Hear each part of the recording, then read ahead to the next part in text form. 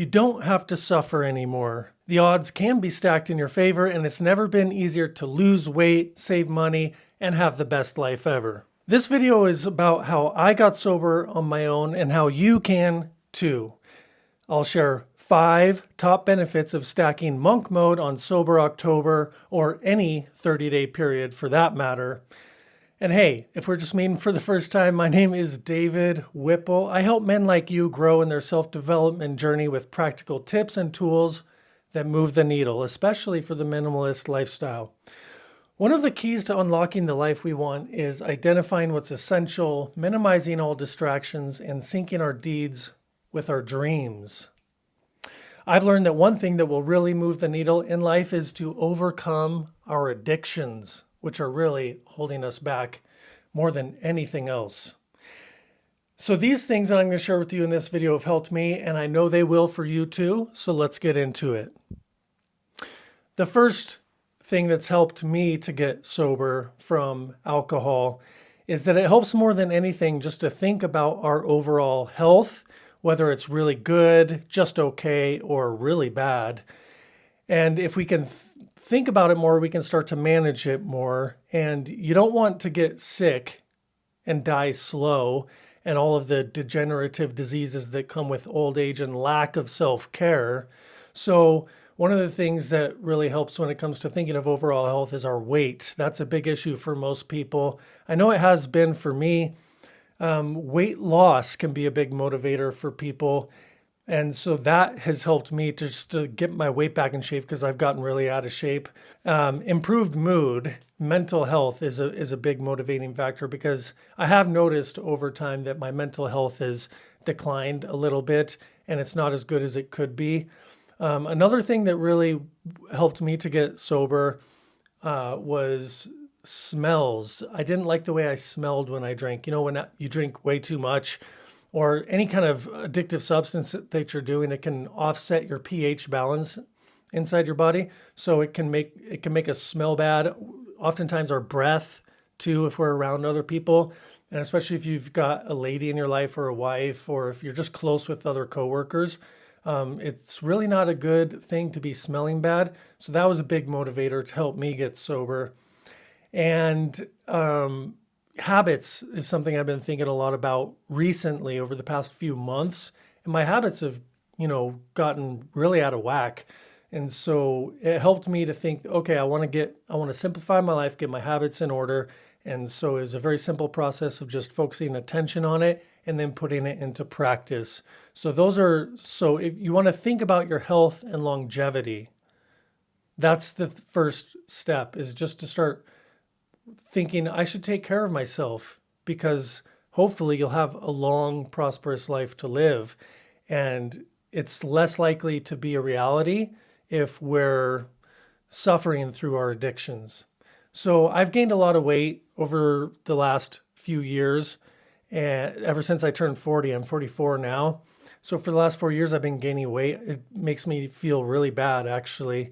And being sober now, as I have been, has helped me to focus on getting back on track.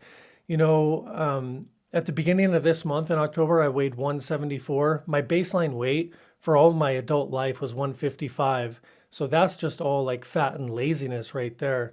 But I just weighed myself before recording this and I weigh 171. So I've lost 3 pounds in just about 2, maybe 3 weeks. And that's just eliminating alcohol and sugar and cleaning up my diet a little bit. So not bad for halfway through this Sober October. This is a live stream update to another video, which will be linked in the description. My main video for Sober October, monk mode. So tracking habits has also helped me a lot too. That's something I've been doing every day. And I've got some app recommendations. You can also check those out through the link in the description. The second thing that really helped me to get sober, and I know it will for you too, is our self-esteem. If we think about that, because if our health is not doing so good, then our self-esteem is declining too. So if we can think about our physical health, our mental health, and then our self-esteem, the way we think about ourselves and how we trust ourselves, if we do or not. I actually know that I have lost trust in myself over the years because of my lack of discipline, not being able to keep my commitments to myself. So enhanced self-esteem and personal trust is probably something that you want. And just focusing on that has really helped me to get sober. This is the second most important thing in getting sober, in my opinion. And you should have self-respect, especially as a man. We want to be able to respect ourselves so we can invite others to respect us as well, because how can other people respect us if we don't respect ourselves? So trusting yourself is also essential for so many reasons. But when we're wasting time and energy and resources on our addictions, our trust in ourselves really just plummets. So this leads to when we can start to get sober and trust ourselves again, this leads to more self-confidence. We can trust ourselves, our self-esteem starts to go up, and then we have more confidence in life so we can interface with other people and personal projects in a better way. So I haven't trusted myself in a long time because I've been breaking my micro and macro commitments to myself little by little over the course of time. It leads to a big deal. And I can't feel good about myself when I am not doing what I know is best for myself. So really off track. It feels good to be getting back on track. It's a little bit of a slow process. We have to have some forgiveness in there. So I'm off of alcohol, and I'm mostly off of sugar. That's another addiction that I'm trying to tackle for this Sober October. I've been doing really good. I got about 90% of my sugar intake out. So that's a really good thing. I still smoke tobacco. I've been rolling organic American Spirit tobacco for many years. So I haven't quit that addiction yet. So I'm not sober from tobacco, but I'm okay with that for now. I'm just sort of taking it one thing at a time. Alcohol is my primary addiction. Sugar's secondary. And I would say the same for you too. Like, we've all probably got layers of addictions. And so depending on your constitutional makeup, how many you can take on at one time, it's usually wise not to try and do too much at once. I'm still drinking coffee, which is the third substance that I'd love to eliminate out of my life just to become more essential. But I'm still drinking coffee and smoking tobacco and having just the tiniest little bits of sugar, nowhere near as much as I was. So anyway, on to the third point I have for you of how I got sober and how it'll help you too, is life is crazy. And so we need to become better at managing our time in so many ways. Life is really complex, and we need to be able to free up time for productive activities. Not really something you can do when you're suffering through your addictions. So this is where monk mode comes in, which is basically, as I say in the main video for this, you can watch the link in the description. Monk mode is just basically a period of intense focus where you identify what's essential and you laser in on that and ignore everything else. Say no to all distractions. That's basically monk mode. So I'm encouraging you to stack monk mode on top of Sober October or any 30-day period. That intense focus for a period of time is really going to help you to get over your addictions. I know it has helped me. The work that you want to do in your life, personally and professionally, should be valuable, and I believe it is for me, and hopefully it is for you too.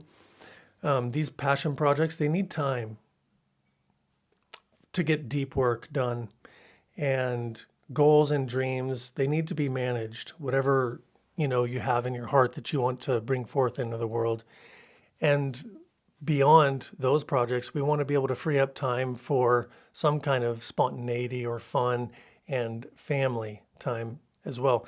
So those things become secondary when we're wasting time on addiction.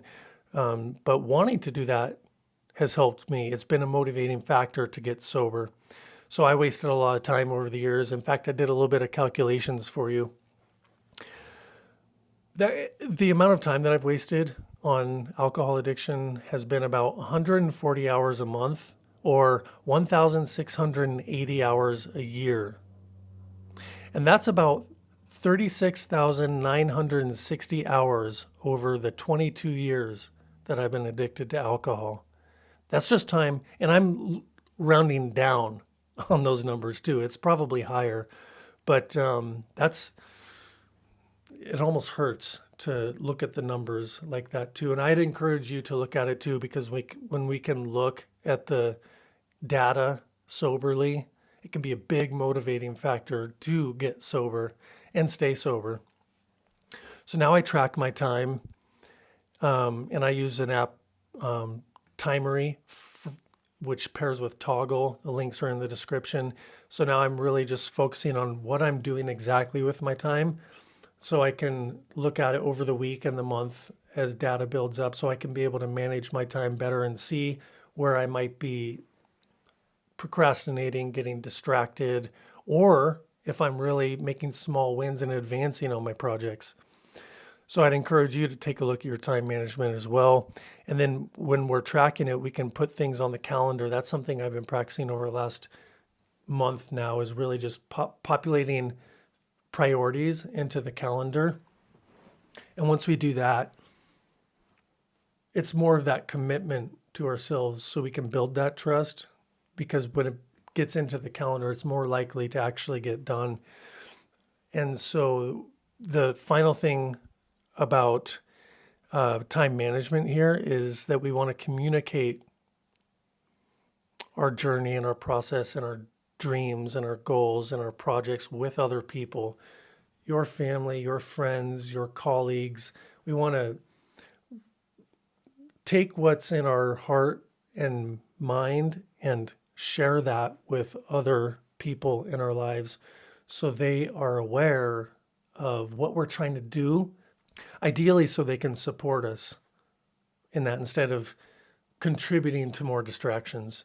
So all links are in the description. So glad you're here. Let's go on to point number 4, which is clearer focus and improved relationships is something that is important to me, but isn't fully possible until getting sober. So big motivating factor for getting and staying sober, because sobriety brings a much better ability to focus on anything. I'm sure you're aware of that. It helps us to gain clarity on essential aspects of our lives, and resulting from that, relationships tend to improve.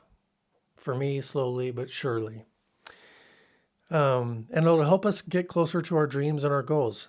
And so my thinking has been very clouded for years.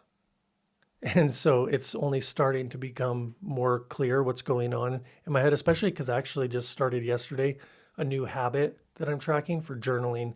So helping to get our thoughts a little bit clearer and get them out of our head onto paper.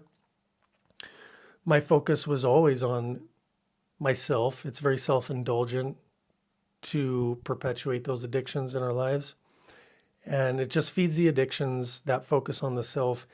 And we're less able to tolerate situations and other people.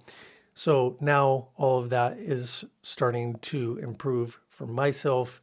That's something I've really noticed since being sober. So the fifth thing that's helped me is thinking about the money side of things, financial savings and money mastery. Especially in today's economic world, this is one of the most important things. It almost seems like everything revolves around finances and money, making a living, income, expenses, and all that. So addiction only cares about short-term gratification. That's something I've noticed. Income goes to feeding the beast. You get a job, you get a paycheck. Most of that money coming in is going to the addiction and other peripheral bad habits that are associated with the addiction, and everything else outside of that core importance suffers. So a big motivating factor for you to help encourage you to get sober from your addiction is to think about what you could save Instead of what you would spend on that addiction, what would you save? And think of what you could invest it in, not just the stock market, but anything else. And then the worry that comes with the financial suffering stemming from the addiction, the worry, the stress leads to unhappiness. So we want to be happier. Getting sober helps with that. So I would spend a lot of money on booze over the last 22 years. I crunched some more numbers about this for you.